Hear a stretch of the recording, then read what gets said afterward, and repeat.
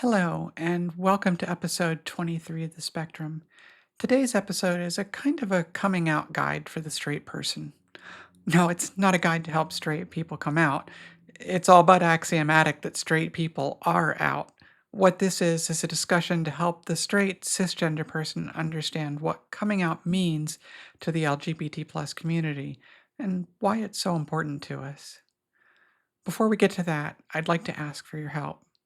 The motivation for this podcast is to humanize the discussion about LGBT plus people.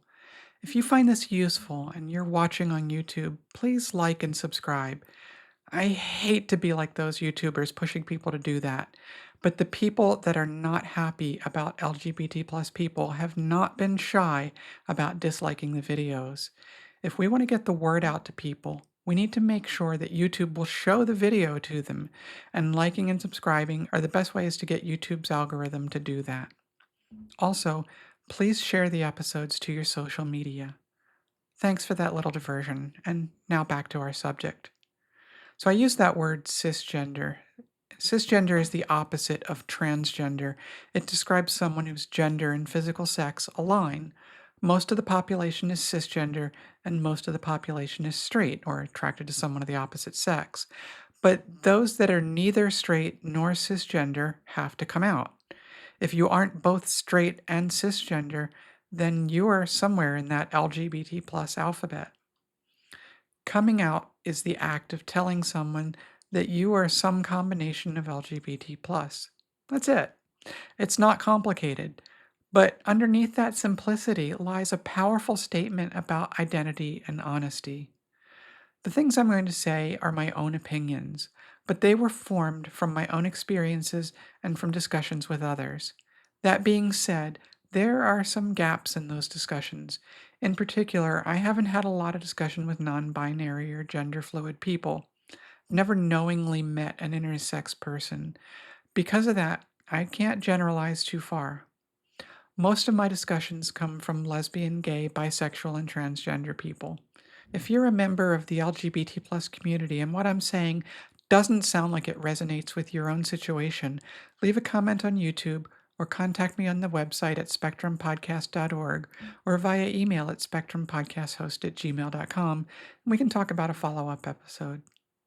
For most LGBT plus people, coming out starts with coming out to yourself. That's a big first step. You can't come out to anyone else before you come out to yourself. There are many people who spent years trying to deny or suppress who they were. It wasn't until they literally stopped living in denial that they could accept who they were. That's a big first step. It's not possible to be honest with anyone else until we can be honest with ourselves. I've spoken with people who said that coming out to themselves was basically a non event, and I've spoken with people who agonized for years, even decades, before they were willing to accept who they were. Those that struggled with the decision said that it felt like a weight had been lifted from them when they were finally willing to come out to themselves. And universally, that group came from families and situations where a stigma was attached to being gay or transgender. I've spoken with people who said they knew who they were as children, and I've spoken to people who didn't understand who they were until adulthood, some even in their 40s. I'm not sure that group of people I've spoken with over the years is large enough to be statistically significant, but if I had to generalize, I'd say that gay men tended to know who they were at a younger age than lesbians. It's not universal, and there's a lot of variation, but on average, among the people I've spoken with, that holds true. It also seems that people born more recently tend to come out to themselves earlier, probably because of progress that the gay rights movement has made and how much more visible gay people are in society, and so they've recognized themselves in others. This is a big part of the reason why regressive elements within our society don't want visibility for LGBT plus people. For bisexual people, it's maybe a little more complicated. It was often true that people came out to themselves as bisexual as a step along the way, only later, after becoming more comfortable with the idea, realizing that they really were gay or lesbian. This isn't to say that there aren't bisexual people, but at least in the 90s and early 2000s, this was not an uncommon progression. My suspicion is that it happens less today for the same reason that people come out earlier.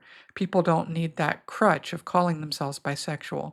Of course, there are plenty of bisexual people out there. I'm not trying to imply that there aren't. But some people weren't willing to attach the label of gay or lesbian to themselves and opted for the bisexual label because it felt safer to them. I've spoken with transgender people who knew from a very young age who they were. I've also spoken with those who did not understand what they were feeling until well into adulthood. Again, I think that understanding tends to come at a younger age today because information is more readily available. And I suspect that's much the same for non binary people because coming out to oneself is that first step of accepting who you are. I think it may be a bit different for intersex people who often find out as adults, at least if they were born before 1980. I don't think that coming out to oneself is really the same thing there, but again, it's not an area where I can say much with any authority. So, after coming out to yourself, what's next? That depends a lot on circumstances. For many people, especially people older than me, it wasn't safe to come out to anyone who wasn't a trusted confidant. Coming out could mean the loss of a job, but after Stonewall, people began to recognize the value in coming out publicly. By telling people who they were, it said they weren't going to be dishonest about themselves. It meant that they weren't going to let others project shame onto them, and that they were going to live their lives openly. We live in a society that's made a lot of progress, but it's also facing a period of pushback from regressive elements. It's more important now for people who can do so safely to be visible in the wider community. For the transgender person, it's probably even more complicated. It's still the same in that the transgender person wants to live an honest life and not hide who he or she is. But the process of that honesty means presenting what was often an entirely hidden part of them to the world. Almost every transgender person I spoke with felt like they were living a lie until they came out. And while that's true for many gay people as well, it seems to have a larger impact on the lives of many transgender people, perhaps because so many social interactions have an element of gender to them compared to the number of encounters that are sexually motivated. Some transgender people are lucky enough to blend in. Although they may have come out to friends, family, and coworkers prior to their transition, at some point in their life, their past may no longer be physically obvious, especially for those that transitioned younger. For someone in that position, coming out might be saying more about the past than the present, where for lesbian and gay and bisexual people, coming out is really about the present. One way to think about it is that for some post transition transgender people, coming out is about who they were, where for lesbian and gay people, it's about who they are. But some transgender people are not lucky enough to blend in. For these brave people, every day, every encounter with someone new is a coming out experience. I suspect that it's a similar process for non binary people, except that if they want people to use the appropriate pronouns, then they pretty much have to come out. If they don't, the people they encounter are going to assume one gender or the other. For asexual people, they can choose to come out to others or not. I doubt that there's an asexual equivalent to gaydar or gendar that people in that community have to recognize others, but even so, I'm sure there are people who they do come out to that are important to them because they want them to know who they are. One thing is clear for many, but not all LGBT plus people, coming out to others is up to that person. But for some, it isn't. I'm reminded of something a black lesbian said. She said that she had no choice about being recognized as black. It was literally on her skin. But it was her choice about whether to come out as a lesbian. That gave her a level of control and safety about revealing her sexuality that she never had about her skin color. That's true for a lot of us in the LGBT plus community. We can choose whether and when to come out.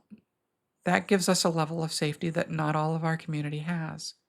Coming out is not usually a one and done thing. Many people choose to only come out to those they trust. Changing jobs or moving can bring a whole new set of coming out encounters, and sometimes even coming out to ourselves isn't a single step. As we grow and understand ourselves better, our understanding of ourselves changes, like the bisexual man who realizes he's really gay, or the lesbian who finds out that there are some men that she can be attracted to.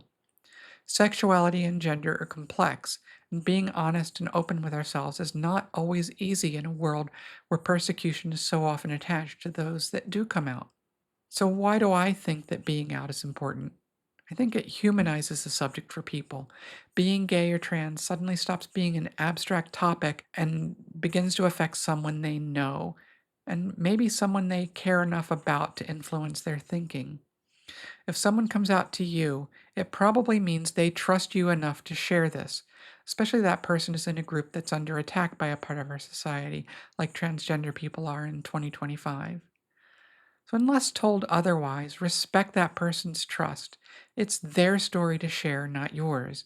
Nobody should out another person without permission, especially if doing so puts that person at risk. Unfortunately, in today's world, being out still carries some risk, especially for transgender people, so be mindful of that. In closing, coming out and being out are all about honesty. It's about claiming our space in society and not letting others force us to hide on the fringes of society. If you're a straight person, I hope you found this useful. You never have to come out as a straight person, so unless you have some analogous situation in your own life, it can be hard to understand why it's important to us. If you claim one or more letters of the LGBT plus alphabet, who you come out to is up to you. Even if you're a transgender person whose past may remain more visible, it's up to you who you tell, even though many people think it's okay to invade your privacy. It's okay to tell them it's none of their business if you don't want to talk about it. While most of us think that coming out is important, we don't know your personal situation. It's okay to be out to just those you trust. There is no requirement to be waving a pride flag every moment of every day. But if you can, then you can help make the world a safer place for others by sharing who you are with those around you. If you have a story about LGBT plus life you would like to share, reach out to me at spectrumpodcasthost@gmail.com. If you have something you would like to share about coming out, especially if I've missed something you think is important, let me know. Until next time, take care.